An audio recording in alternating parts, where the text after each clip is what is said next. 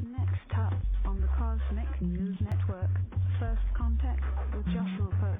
Good morning, Earthlings. Good. How you doing today? Good. How you doing today? Welcome to First Contact Radio. Welcome to First Contact Radio. To talk about all these things I'm talking about is because in life, everything is energy.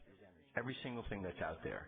Yo, it's First Contact with Joshua Pope. He's the man on the mic, just in case you didn't know it. Covering news from all around the globe, from the weather and space to UFOs. We'll talk politics and make you open your eyes. Conspiracy theories and government lies. We'll dig it all up and try to find the proof. Cause it's time to demand the truth. It's time. First Contact Radio. We have arrived. To demand the truth. It's time. First Contact Radio. We have arrived. First Contact Radio. It's time to demand First the Contact truth. Radio. We have arrived. First Contact Radio. Good morning, Earthlings. How are you today? Welcome back to First Contact Radio. Glad you could be here. Today is the 17th of December.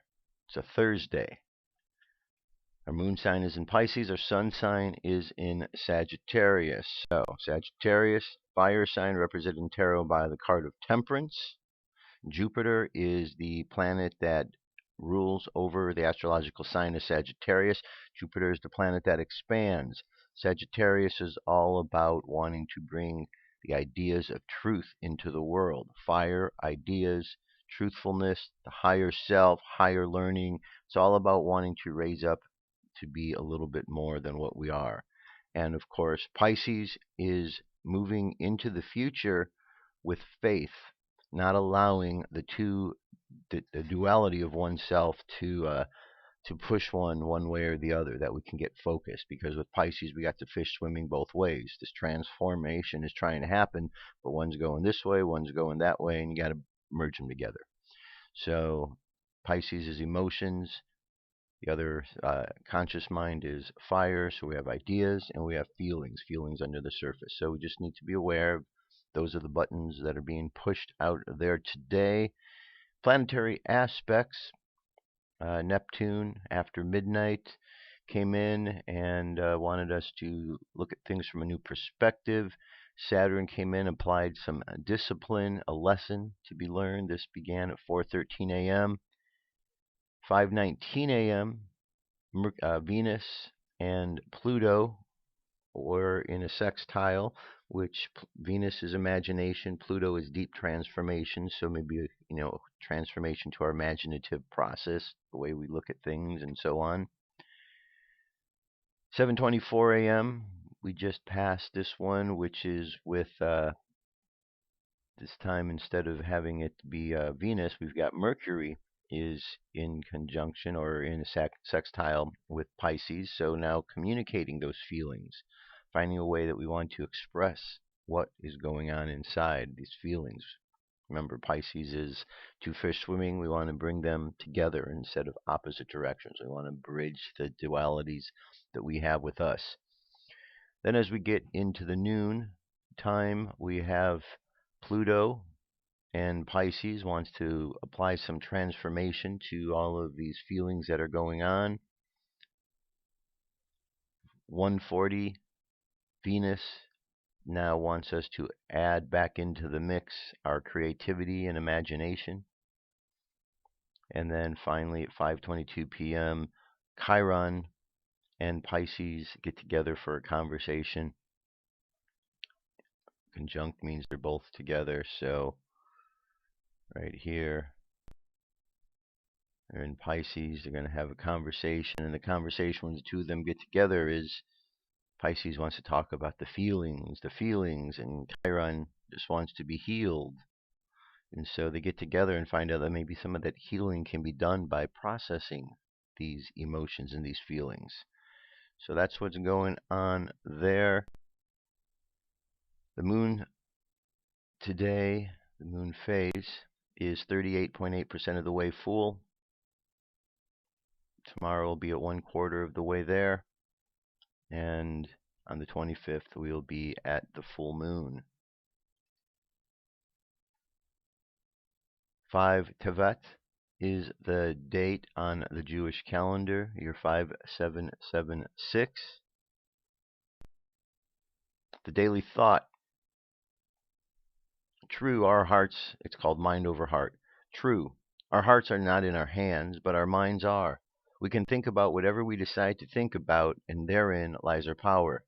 The mind rules over the heart, not just as a rider rules over his horse, but in a much more intimate sense. For the mind is the father, the mother, the seed in the womb from which the attitudes of a person are born and nurtured. The heart does no more than reflect the state of the mind, its turmoil, its resolution, its shallowness or its depth, its coarseness or its maturity. This, then, must be the focus of the person who wishes to leave this world with he arrived, to engage his mind with all intensity in thoughts that elevate and inspire, to push away with equal force any thought that drags down and holds back, and to allow all that labor to pass through the channels from the mind to the heart and give birth to actual deeds. That's a good one. 11 tone today. Kin is the mirror, guided by the mirror, so the dissolution of our reflection, guided by reflection. Here we have, the same wave spell of the mirror, but now we're going to dissolve all that we experience and express. Just let it dissolve so we can be more than what we are. I like to think of this like you put sugar or salt in water, it dissolves, and all the water is salty or sugary. So that's how the process works of dissolving. It doesn't get rid of it, it just makes it more than. So I dissolve in order to reflect releasing order. I seal the matrix of endlessness with the spectral tone of liberation. I'm guided by my own power doubled. Solar wind is currently at 487.6 kilometers per second. Planetary K index is quiet. Coronal holes, we don't see any right here. However, we might be feeling some of the effect of the solar wind hitting our planet. Our M-class flare possibilities up to 15. X-class is still at 1. Geomagnetic storm activities, 10%. Mid-latitudes, some areas 1%. In the upper latitudes, it's steady at about 20%. So things are pretty stable right now in the breathing in, breathing out process that the universe does each and every day. And tonight, the moon shines more or less under the western side of the great square of Pegasus at nightfall. Can you see the moon moving with respect to the line as the hours go by? Also, Algol should be at minimum brightness, magnitude 3.4 instead of its usual 2.1 for a couple of hours, centered at 8:48 p.m. Eastern Time according to revised predictions. And there you have it. That is our cosmic weather. So plan accordingly. Get your truthfulness, your emotions, your ideas, get them in order, and make this an awesome day. All right, UFO News is up next. Here we go.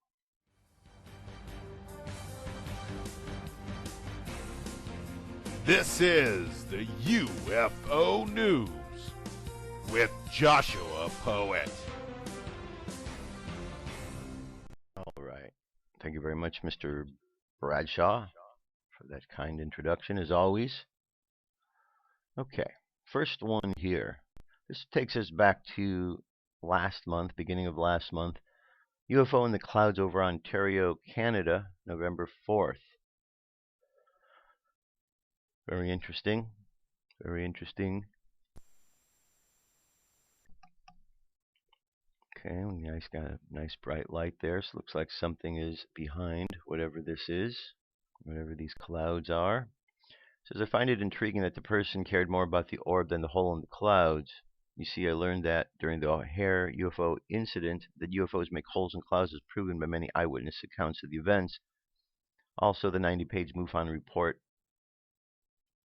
also states this. The UFO over O'Hare in 2006 hung there for several minutes, disturbing pilots and radar tower, and shot up an angle cutting through a hole through the lower level clouds.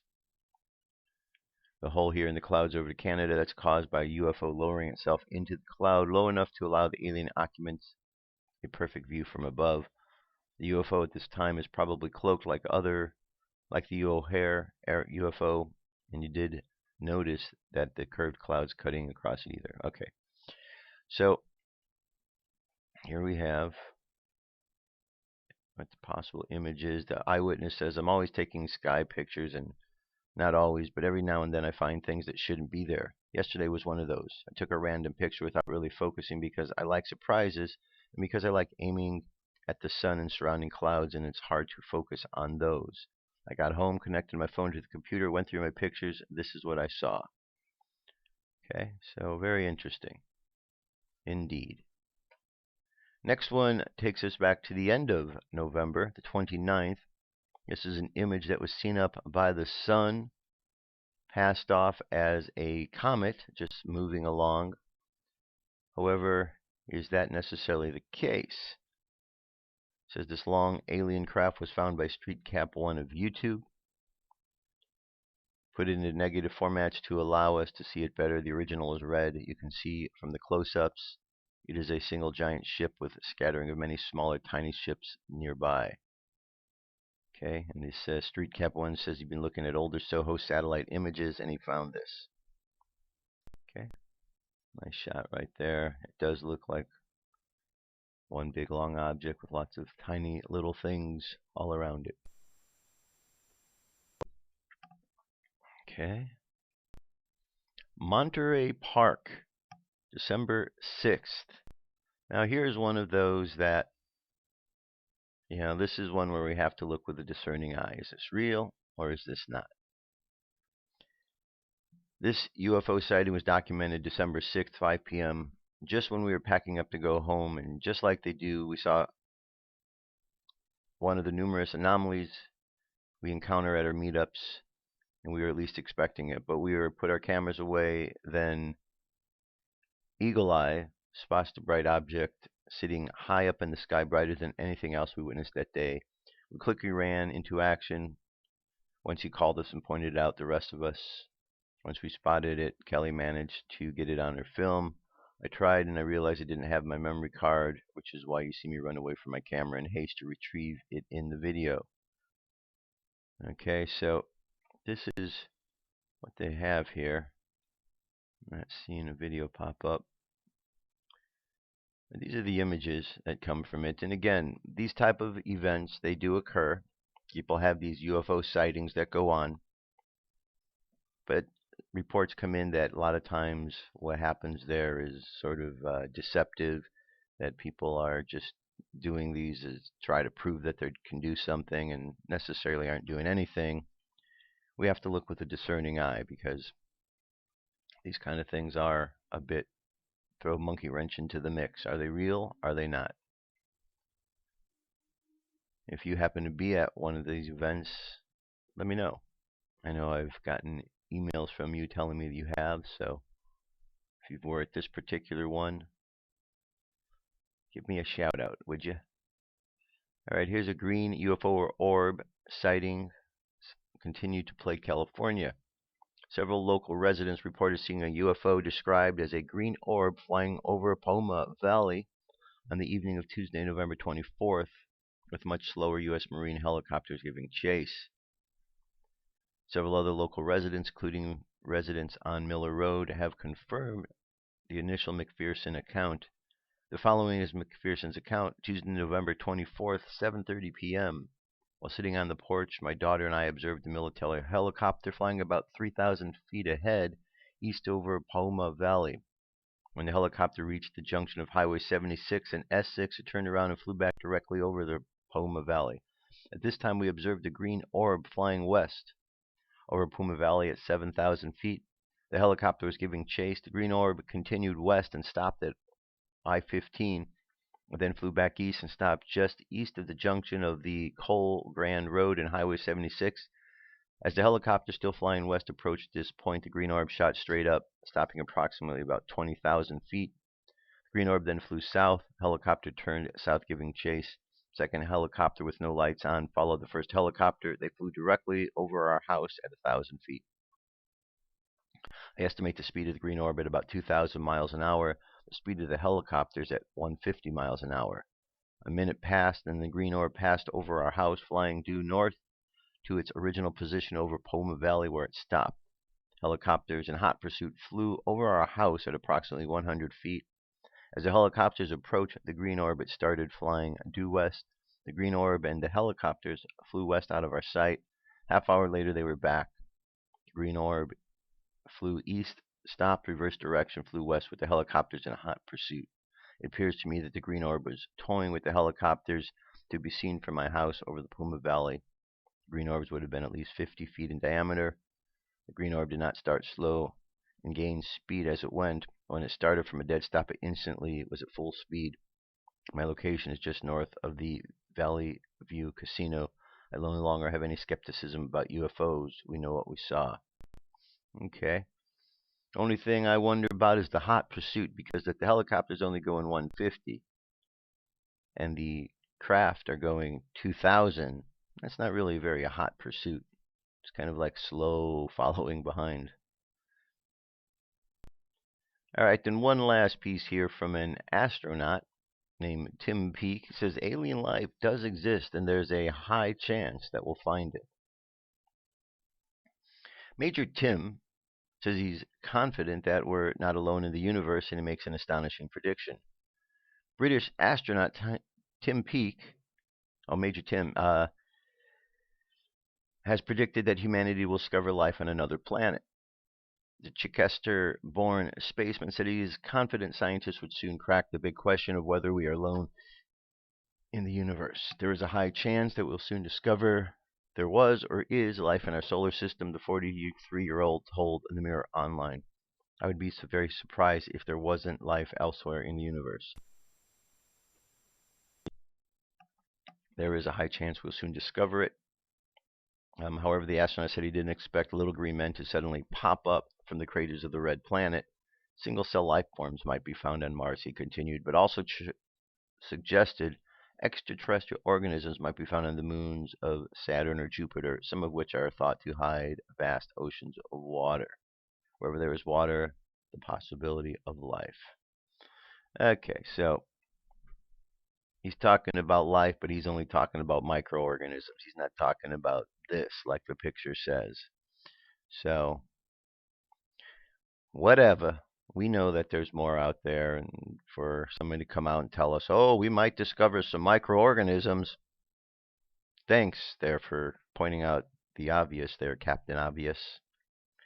So, anyway, that's our UFO news for today. I'll be back. We shall continue on with the Flat Earth momentarily. What if our government was responsible for some of the greatest crimes against this nation? Would you really want to know? These are big questions, but these questions deserve answers. It's time to demand the truth. People shouldn't be afraid of their governments. Governments should be afraid of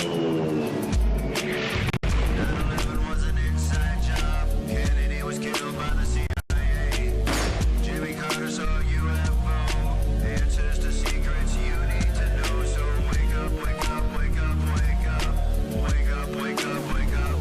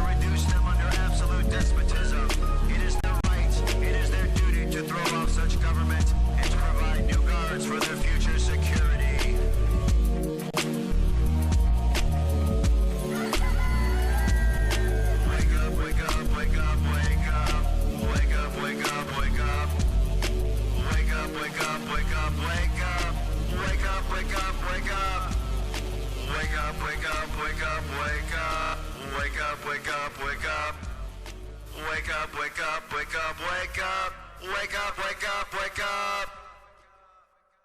Patriots arise. It's time to demand the truth. All right. Continuing on. So this week, dealing with the subject of the flat earth. So I've been playing this video. I'm going to finish up this interview today. And then tomorrow I'm going to provide you with links to a bunch of other interviews and all kind of other information so you can continue the search. But the subject is the flat earth. I know. I'm crazy for talking about the flat earth, right? I've lost it completely. But have I really? I don't think so. I feel like I'm very sane talking about this subject because I've investigated enough to know and see that those others who are out there are very credible and providing very credible sources of information. There's a lot of sanity that is going on. The insane part is that people willingly accept the Earth as being a globe spinning at 1,000 miles an hour without any proof that that is exactly what's going on. And that the only images that we have that show us the Earth are composites, which means they are put together in Photoshop. They're not an actual photograph. So we don't have any photographs that have been presented. We just have hearsay by members of the scientific community from back in the day during the Renaissance period, and since then we've just followed along with that story. So if we're going to follow along with that story and believe that, then we have to throw out all of the religious texts, because up to the Renaissance period, up to 500 and so many years ago, all the religious books, and they still do to this day, describe the Earth as being a flat plane with a dome over it. Pick up the Bible. You can read through the Old Testament in many, many places. The Quran, works of Buddha, all the religious books talked about the Earth being flat. So either that is incorrect, in which case we have to take all of these books and we have to throw them all away, or we need to consider why is it that all of these major religions have believed this. What's going on here? So we've gone over 8 videos so far. The first one, just a quick summary. First one was Empty Theater, in which discussed the movies that are out in the world that show us actually, it's an absence of the movies. The first one shows us how there are a number of movies that do not discuss things like the moon landing, because part of the theory is that if with the flat earth theory is that the moon landings and everything and the fakery goes there, it goes hand in hand with this cover up. And you can look through the movie catalogs and archives and see if you find any movies about going to the moon.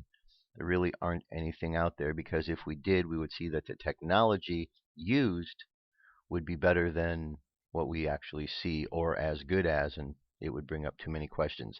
Second one was called Byrd Wall.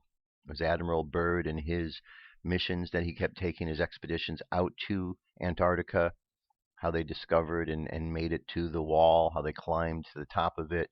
And there were 7 countries that were out there that were doing all of this work, talked about as being the most important place in the world for science, and then everyone packed up and left. No explanation, except a treaty put in place that nobody can go there anymore until 2041, when they will reconsider the issue. So something occurred there, speculation, they found the edge. The third one was Map Makers, discussing the various maps that are out in the world about the flat earth. There's one I got a link from someone the other day, and I forgot to put the link. I'll have it for tomorrow, but there's a new map that's out there. It's being sold. It's a flat earth map. And we could see that the United Nations uses a flag to this day, which is the flat earth map, a map that was designed by a gentleman named Al-Biruni, a Persian scientist, back when everyone believed the earth was flat. The United Nations still uses a flag with the flat earth. Why would that be if the earth is round and they're pushing the globalist agenda? Get it? Globe, round. So when you hear the powers that be, they're talking about the globalist agenda. It's the agenda of those who want us to believe that this is a globe that we live upon. A globe. The Bible tells us flat, but man wants to tell us it's a globe. spinning at 1,000 miles an hour. Try that trick. Next time when you're out and about and you see a park with a merry-go-round on it, jump on the merry-go-round. I want you to push that thing as fast as you can push it and just stand there. See if you can stand on it without falling off or holding on to something. Because in order for us to be living upon Earth, that's exactly what has to happen. We're spinning at 1,000 miles an hour, and somehow this magic property called gravity keeps us in place. A lot of holes in that, my friends. A lot of holes in that. Means if we're spinning at 1,000 miles an hour this way here, what happens to a plane that's trying to fly? How does a plane keep up to that if we're going 1,000 miles an hour? That means a plane would never get to its destination, or if a plane could just go this way and it would arrive back where it needed to be without any hesitation or time. As a matter of fact, we could jump up and down, and the Earth spinning at 1,000 miles an hour would spin underneath our feet, and we would be at a different place than where we started from, if that was the case. People might say, oh no, but we're all enclosed. The atmosphere is part of the Earth. Aha! The moment you say that, guess what you're realizing?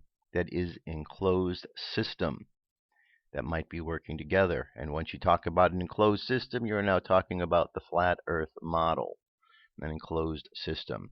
Next one is Shell Beach, talking about the various places in cinema that have alluded to flat Earths, alluded to enclosed systems, The Truman Show, the TV series The Dome, The Signal, The Simpsons. There's been a number of them out there about that.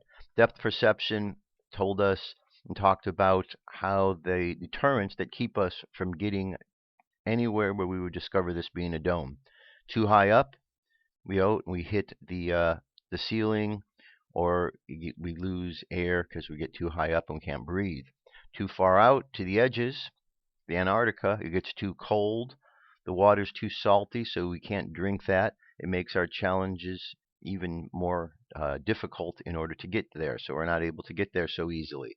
Going down, as far as we know, the depth we've gone is 8 miles, but there's more than 8 miles of depth below us, so we really don't know too much more of what's going on if we've only gone 8 miles.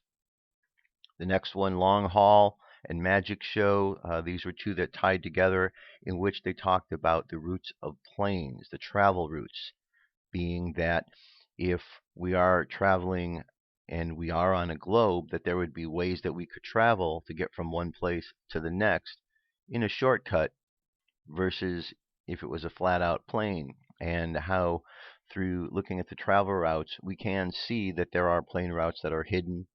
Seems that the GPS is turned on and off so that when planes fly in the southern hemisphere, their routes aren't normally detected. So this is what these two videos talk about. And that brings us to the conclusion of videos. There's 2 in here, I believe, 2 or 3, and that'll wrap things up. So that catches you up to speed with what's going on. Here is the rest of it.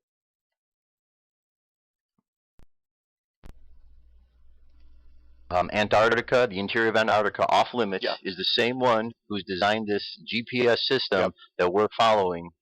Okay.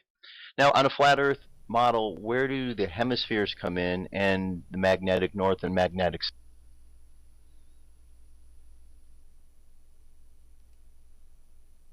And it was more of a motivational thing for people because by the time I got into 8, there were people, obviously people were definitely buying into the model, but they were saying that, look, you just got rid of the universe. Okay, hold on a second. I just need to back up a hair because...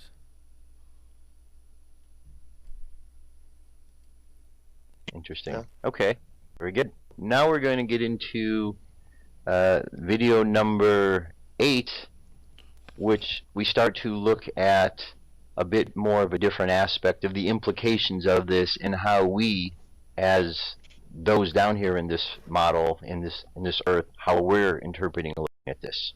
Yeah. So number 8 was creative force, and that was really done as more of a motivational thing for people because by the time I got into 8, there were people, obviously people were definitely buying into the model, but they were saying that, look, you just got rid of the universe.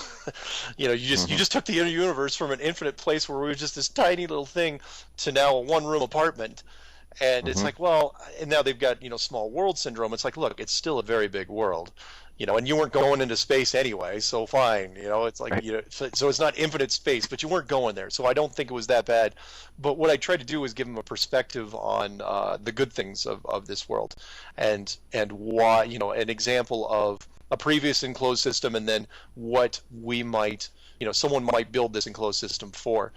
And I started out with my take on, and even though I didn't mention it by name, I figured people would pick up on it, which was the Tower of Babel story, and which went into, for those of you who don't follow, biblical stuff, the Tower of Babel was a story of a civilization that was so powerful and so ambitious that they started to build a tower that they said could reach the heavens, which always bugged me, even in Sunday school, kind of bugged me, because it's like, okay, where are you going? If it's on a globe, you're not going anywhere. So, but on an enclosed model, you know exactly where you're going.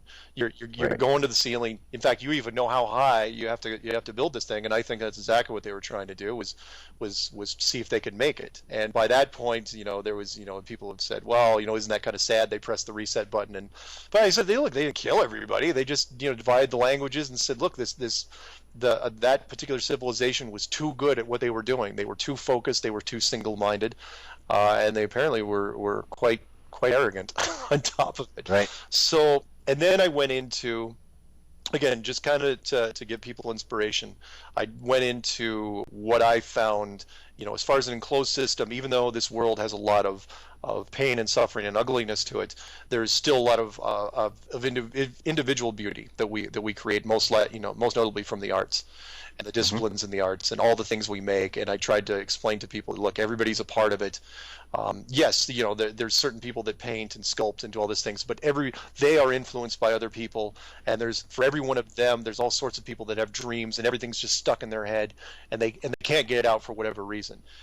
And it was for me, it was very inspiring to make, because when I woke up, when thinking about it, I started going down the narrative in my head, and by the time I got to the point where I was really boosting people, up and saying, look, we've all got very, very special qualities and creative qualities, I started to get kind of misty.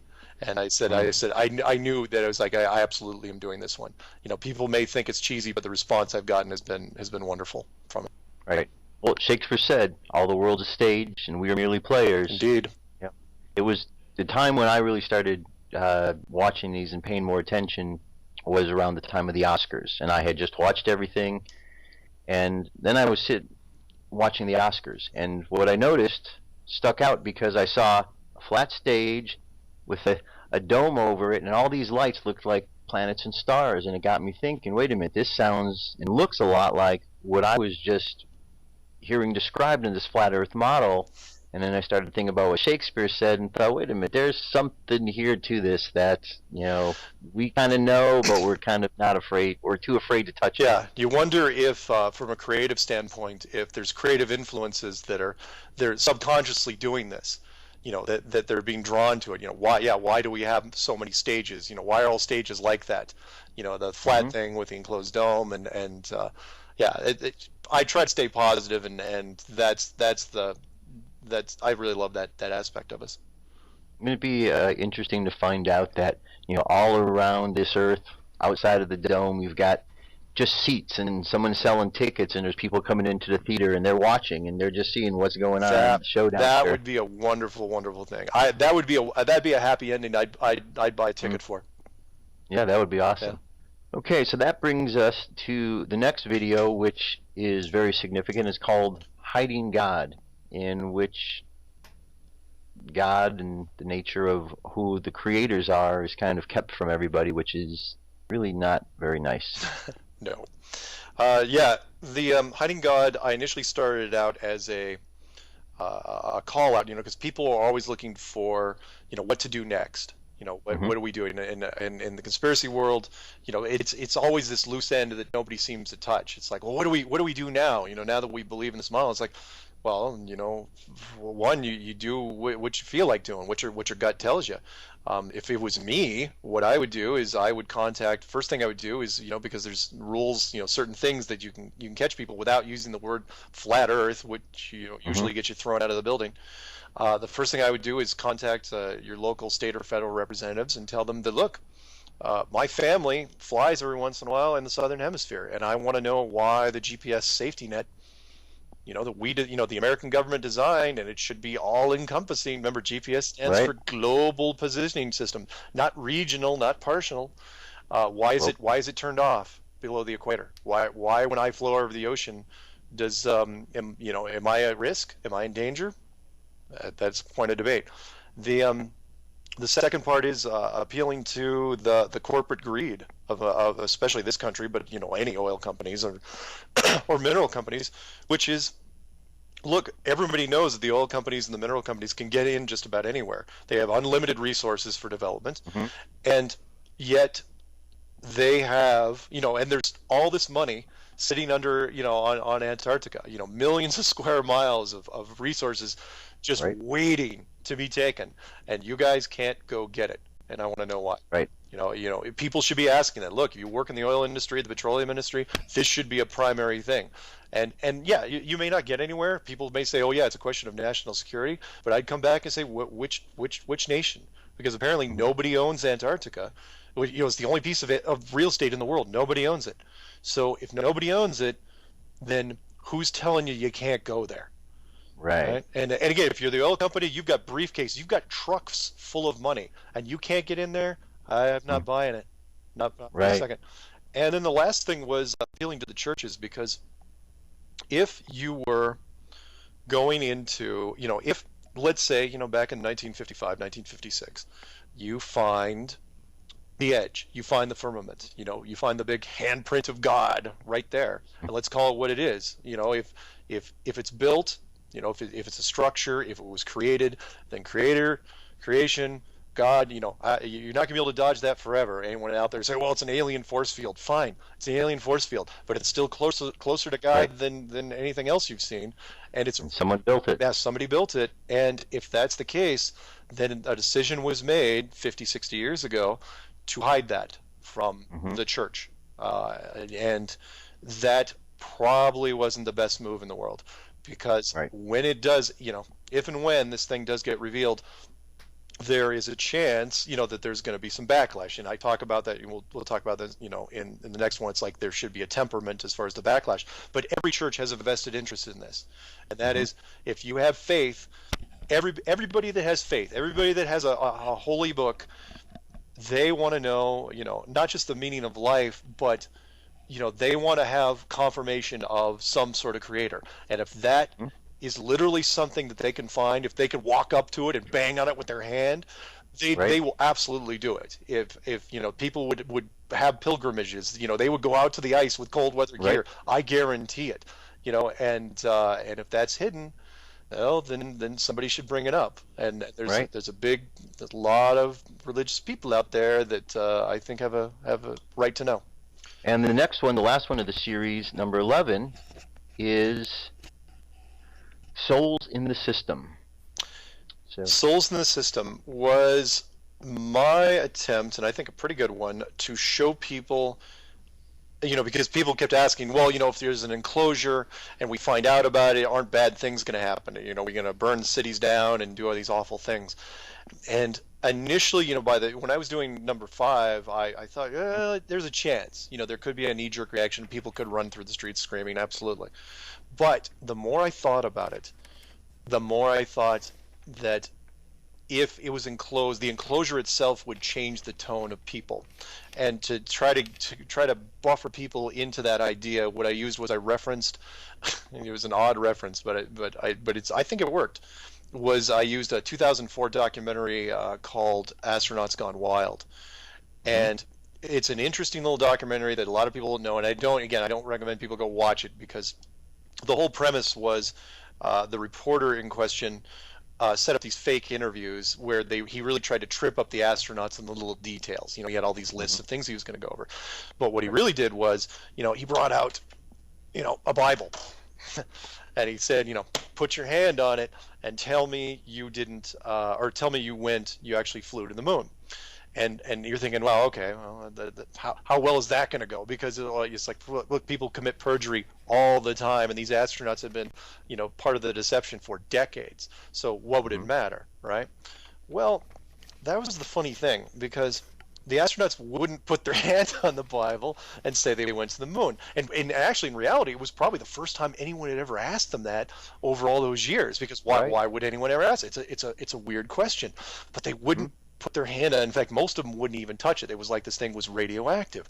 And I thought that was really strange because from even an objective point of view, I was going, well, even if they were, super devout Christians, the odds say that not all these astronauts, plus they were scientifically trained. It's like, why would they be so? What were they afraid of? Were they afraid of? Were they afraid of God? Is that, you're not going to swear on the Bible? Because remember, this wasn't court. So if it's not court, there's no penalty. So fine, you lie on that guy. What would it make any difference? And then it just sort of crept up on me where I was thinking, these are the guys that were one of the few groups of astronauts and NASA people who are probably told, it's like, look, you got to go fake it. Here's why you got to go fake it. It's a matter of national security. It's a matter of world security, and you got to fake it. But in telling them that, what you were basically telling them is that it was built. And if it was built, it was created. And if it was created, well, are you going to put your hand on something and lie deliberately? And, knowing that it's like that basically there's this fear of retribution, and it may not even be a logical fear, but you're not going to roll those dice. And what I'm saying is, at that point, it's almost like there's a scorecard involved. It's that Santa naughty and nice thing. Naughty and nice doesn't mean anything to children unless you see Santa Claus. As soon as you see him for real, if he's in front of the fireplace, naughty and nice takes on a whole nother meaning. So these guys were like going, yeah, I'm not going to lie. No, I'm not going to do anything. They're just not going to do anything. And so then it just kind of hit me. It's like, you know what? If that's those guys, and granted, those were, fairly upstanding guys from what we're told, but imagine what the general population would do. Because, with the general population, would you go beat somebody up? Would you steal? Would you murder? Would you dare roll those dice? Even though, there's nothing. They're not beaming. They don't print everything up top. It's like, okay, here's the general guidelines. Every religion, of course, has them, but and those are also sinking in your head as well. But the point is that everybody knew at the same time where we were. I mean, wars would end. I've right away. You're fighting another guy. A whole bunch of guys. You're exchanging cannon fire. Why would you ever do that again? Why would you do anything malicious towards anybody? So a lot of the bad things would be tempered.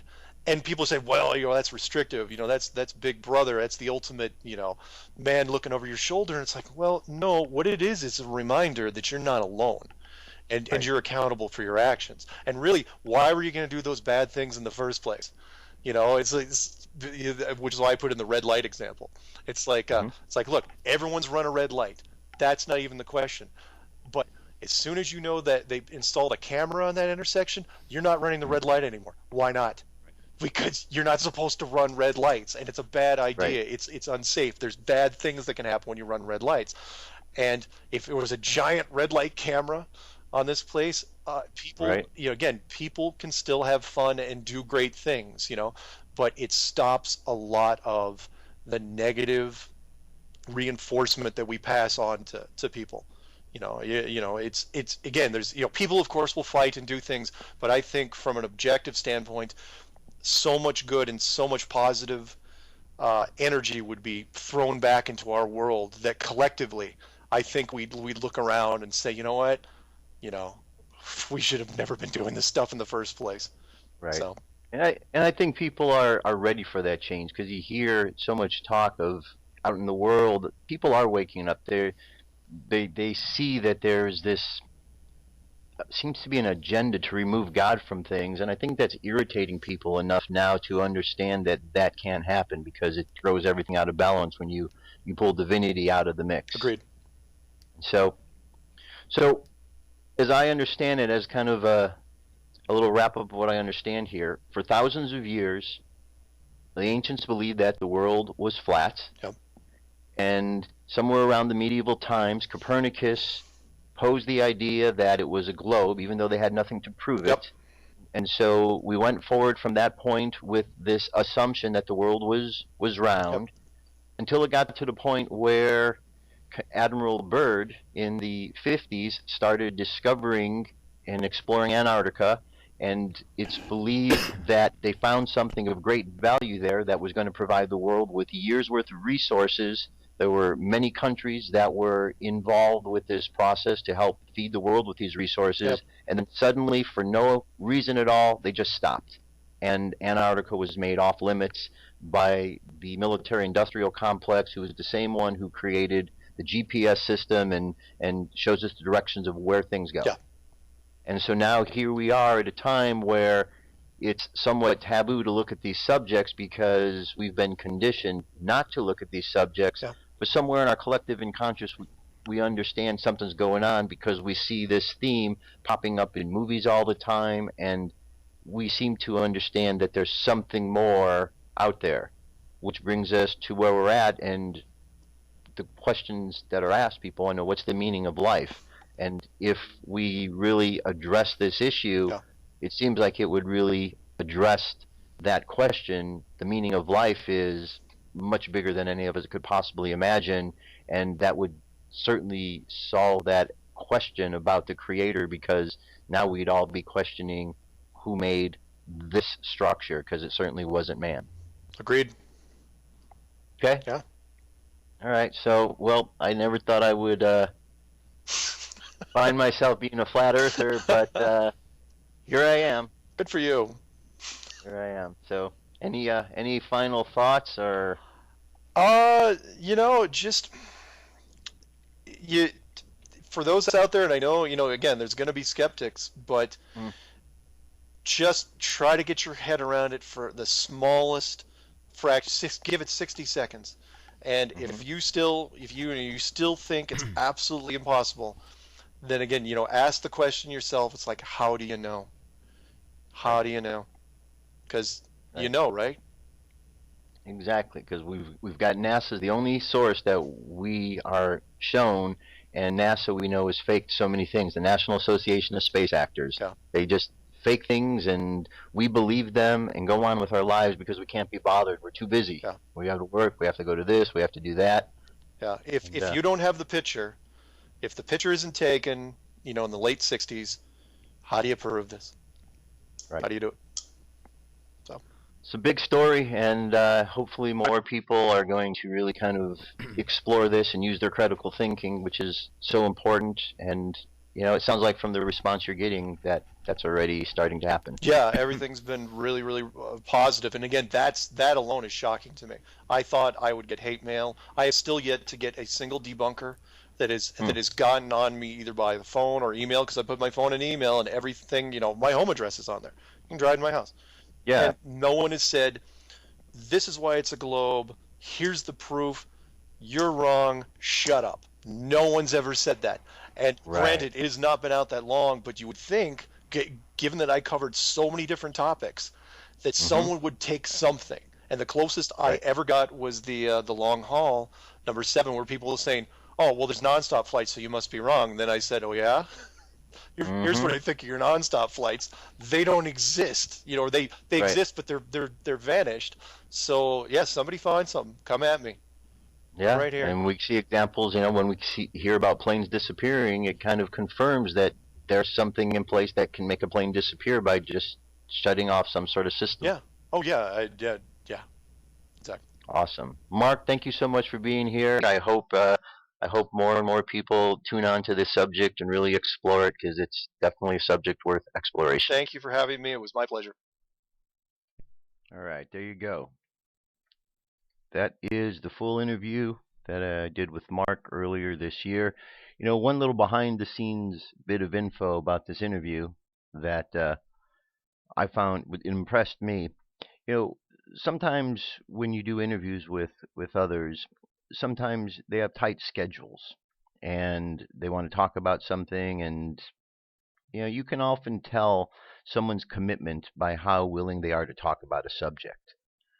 What was fascinating about this interview with Mark was that we did the interview and didn't find out till after the fact that there was a glitch with the camera. It was the first time I was, using this particular system the Skype system to record him. So I had some glitches with it, and I told him after the interview, I said, "Great interview.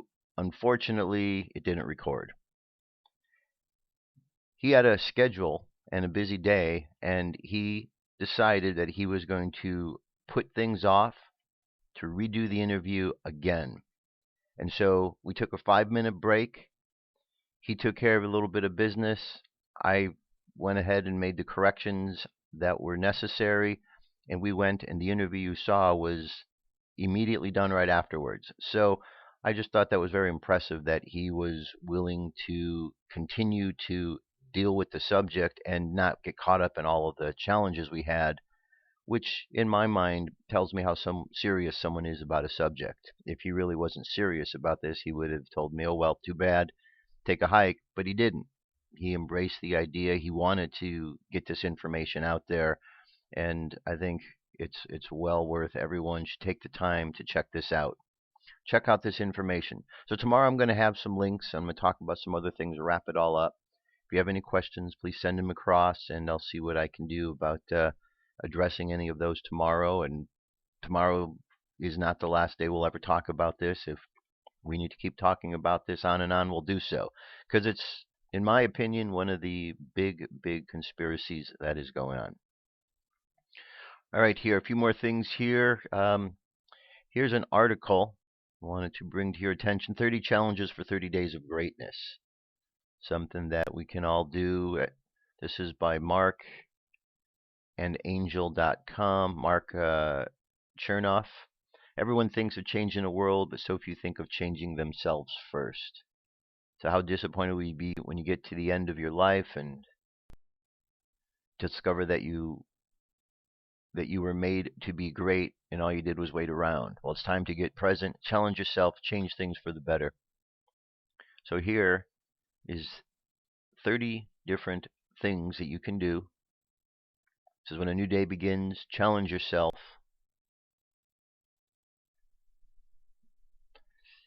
Challenge yourself to smile genuinely and gratefully. 2, when people don't get what you want, challenge yourself to appreciate that there are lots of people in this world who will never have what you have right now. 3, when holding on no longer seems reasonable, challenge yourself to appreciate the fact that nothing in life is permanent. So there's a list of 30 things. I'm just wanting to make the list available to you so I can continue on. But it's a really good list. I've gone over this whole list. It's a great list. We need to challenge ourselves in life. We get lazy sometimes. We don't really utilize our gifts and our talents to the fullest potential.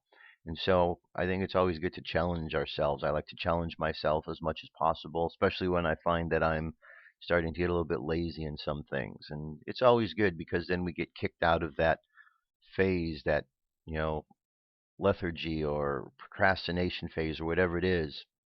And there you have it. All right, so I'm going to get over here to wrap things up here if possible. Okay, this is the Warrior of the Light message for today. When the order to move on comes, the warrior looks at all his friends he has made during the time that he followed the path. He taught some to hear the bells of a drowned temple. He told others stories around the fire. His heart is sad, but he knows that his sword is sacred and that he must obey the orders of the one to whom he offered up his struggle. Then the warrior thanks his traveling companions, takes a deep breath, and continues on, laden with memories of an unforgettable journey. All right, so that brings us to our meditation for today. Let's go ahead and close your eyes. Oh, we're going to have to reload this here. So as we do the meditation, let's tune our minds to the awareness of the positivity we can put into the world. I know there's a lot of challenges that the world is going through. We all see the challenges. We know they exist. But we can certainly make a difference. Each and every one of us is here to make a difference in this world. if we simply allow ourselves the opportunity to do exactly that. Okay, so let's just think about that. Think about who we are, the goodness of who we are, and how we can make a positive change in the world around us. So go ahead and take a deep breath and exhale. Take another deep breath and exhale again. And take another breath and exhale. Now, I want you to imagine that you're looking in a mirror. And as you look in this mirror, you see the outer reflection of who you are. And as you look at that reflection, you have different feelings and thoughts about what you see. And as you continue to look deeper, you realize that there is something below the surface of that outside physical image. And so as we look closer and closer into that mirror, we see past the outer image of who we are to something inside. And we see within ourselves this great strength buried like treasure within ourselves. And we realize that the irony is that we are challenged by the world to not look inside. The very place where the strength we need to find is hidden. So we resist all of the doubts and the fears.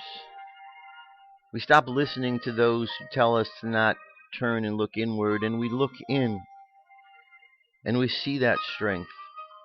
And as we see it and observe it, we allow it to then step forward to be even bigger than it is. And we find ourselves strengthened. And we realize that this strength has been a part of our lives and has shown itself from time to time. Sometimes we realize it, sometimes we don't.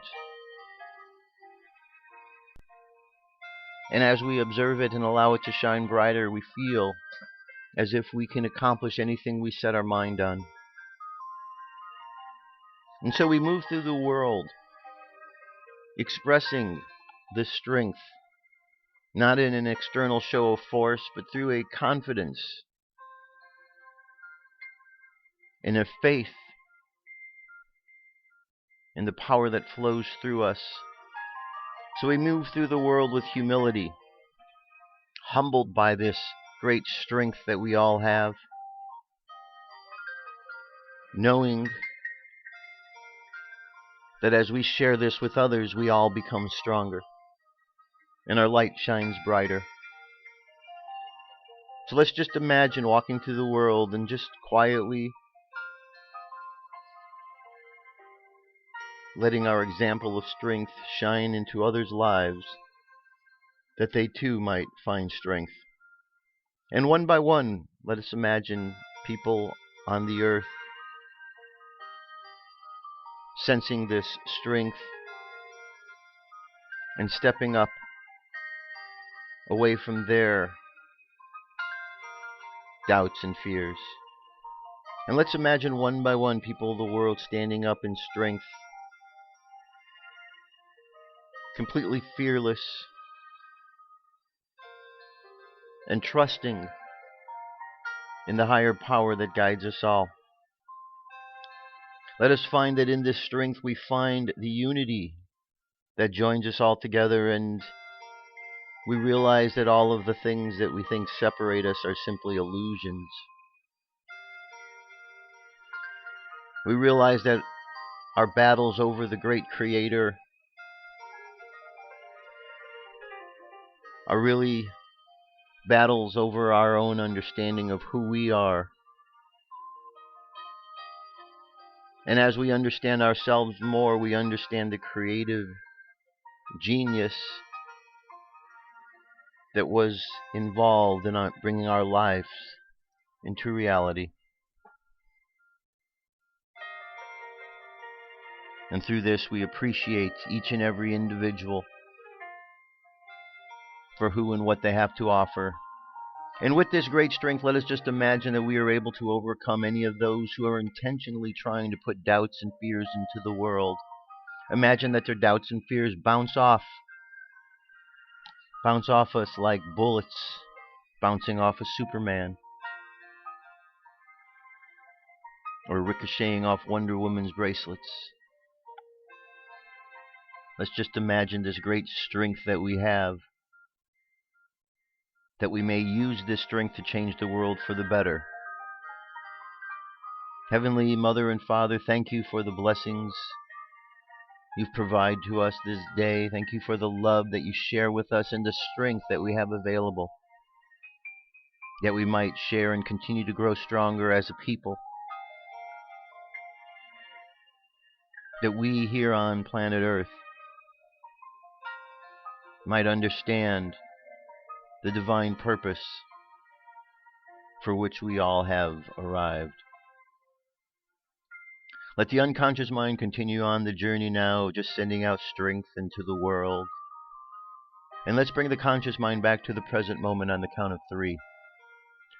3 coming back to the present moment filled with confidence. 2 coming back to the present moment filled with faith.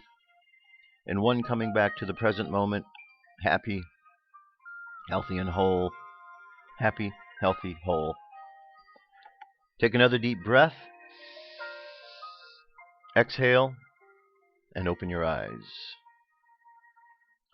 That's it, my friends. That's the show for today. Thank you very much for being here. I hope you have a great day today. You know, there's lots of challenges that are out there, but there are just as many opportunities to overcome these challenges. It depends on how we look at things. We're living in a phase where the conscious mind wants to find the truth, the higher place, and the subconscious mind is wanting to process the emotions. So let's go out there into the world today and just be aware of the factors that are impacting our life this day. And let us find a way just to make each one of ourselves just a little bit better. There's a great list you can follow, goal setting, anything you can do. There's a lot of opportunities. And let's just see if we can make ourselves individually just a little bit better than the day before. And if we do that, we'll find that collectively we all become better as well. That's it for today. I will be back tomorrow. We're going to wrap up things with the flat earth for the week. And that's it. So I love you. Keep loving each other. And I'll talk to you soon. Peace. I'm out of here.